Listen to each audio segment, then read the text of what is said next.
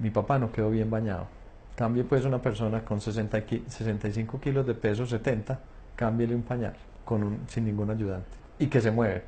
Uno de los eventos más frecuentes en mi consulta es que cuando un paciente, generalmente es el hombre, está entrando en un cuadro de demencia, la cuidadora natural es la esposa y la esposa empieza a atender todas las necesidades de este paciente.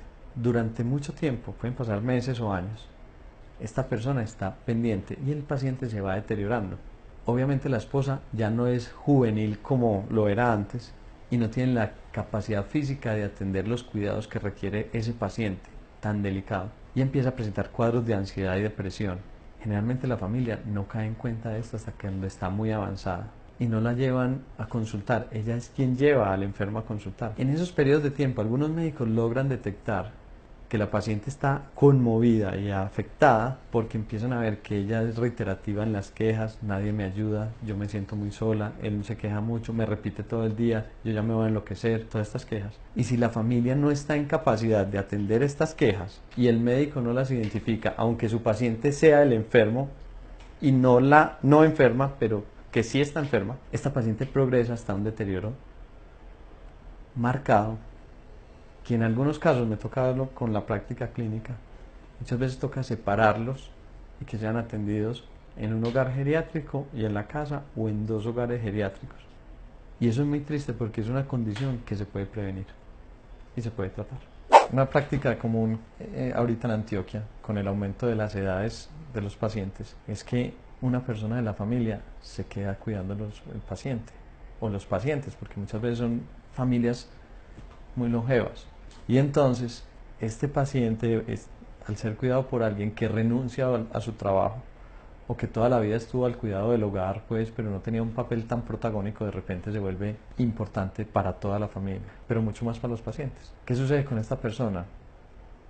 Esto en el caso de las demencias, por ejemplo, es altamente desgastante, porque se vuelve una lucha entre un paciente que no recuerda qué le acabaste de decir, no le recuerda qué actividad tiene para hoy, a qué horas tiene que estar listo para una cita, muchas veces cómo me tengo que bañar, o cómo debo comer, o de dónde obtengo los alimentos.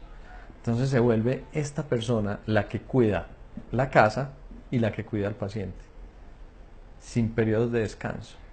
Y esta persona se somete a un agotamiento crónico, se agota profundamente, se le baja el ánimo. Y hay un punto que es importantísimo que el común de las personas no lo toman en cuenta. No le dan ningún tipo de reconocimiento, ni económico, ni de descanso. Y lo que pasa con las familias usualmente es que lo señalan.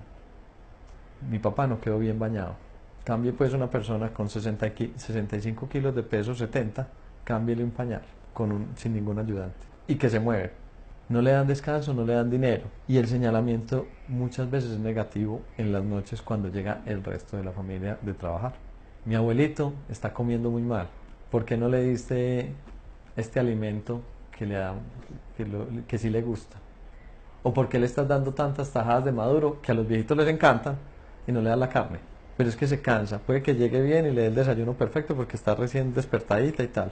La persona generalmente son mujeres. Pero a la hora del almuerzo ya se vuelve una cantaleta y una lucha. Y en la comida llega el otro y le dice, vio, a mí sí me recibe. Pues claro, vos llegaste fresco del trabajo y esta ya está mamada de intentar darle la comida durante todo el día. Ese es un tipo de cuidador que se agota profundamente, que hay que cuidarlo, hay que darle tiempos de descanso y tiempos prolongados de descanso, no es solo el sueño. Muchas veces duermen en la misma cama o en la cama de al lado del paciente, entonces no hay ningún tiempo de descanso efectivo. Entonces, merecen un tiempo de descanso los fines de semana, merecen un tiempo de descanso en el día. Piénselo como en cualquier clínica. En cualquier clínica hay por lo menos 2 o 3 turnos de cambio de enfermeros. ¿Por qué? Porque necesitan descansar, porque necesitan atender otras cosas. La función de vida de esta persona se convierte en el paciente y el hogar. Y generalmente se deprimen, presentan dolores crónicos. Cargar a una persona sin el entrenamiento adecuado genera dolor y se van deteriorando. ¿Y en qué momento la familia cae en cuenta? Uy, es que mi hermana no, es que ella ya se está enfermando. Cuando ya no hay quien haga ese reemplazo. Entonces es más inteligente generar horarios, que esta persona descanse y que el resto de hermanos, ojalá tenga hermanos, el resto de sobrinos, ojalá tenga sobrinos, el resto de familia o incluso una enfermera contratada le haga ese acompañamiento que pueda cambiar de turno. Ese es un tipo de cuidador. Hay otros tipos de cuidadores que los veo con frecuencia y es el tipo de cuidador del paciente adicto. ¿Y qué pasa con ese tipo de cuidador? El paciente adicto, aunque uno no lo ve físicamente muy enfermo, cerebralmente está muy enfermo. Y es un paciente que desgasta. ¿Por qué? Porque ellos son movilizados por el placer y hasta que no obtienen el placer que quieren, desgastan. Y como estas personas no respetan límites, porque ya son adictos, no son abusadores ocasionales, ya son adictos, pelean con el límite. ¿Y quién representa el límite?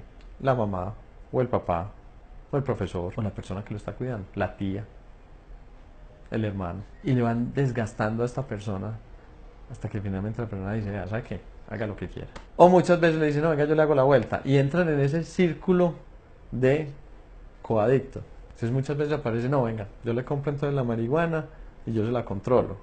Pero se vuelven unos dealers, unos jíbaros para el paciente. Ellos realmente no tienen la culpa de convertirse en una persona coadicta.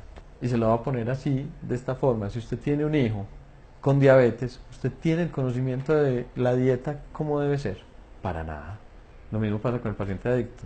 A uno nunca lo entrenan para tener un hijo adicto o un hermano adicto. Entonces es muy importante entrenarse con personas capacitadas, que haya entre ellos médicos, ojalá toxicólogos y psiquiatras, porque eso no es solo de la relación con el entorno, hay que tratar la parte neurobiológica del asunto para darle un tratamiento lo más adecuado posible y disminuya aspectos de la ansiedad y de la intensidad con que el paciente exige un manejo, que muchas veces la sociedad no tiene cómo dárselo, inclusive poniéndole un cuidador al lado, pero el cuidador se agota. Y muchas veces lo que hace uno es cambiar de cuidador cada tanto tiempo para que el paciente sí se agote, pero el cuidador no. Es muy interesante. Esos dos cuidadores son fundamentales para la sociedad y para entrenarlos por personal calificado.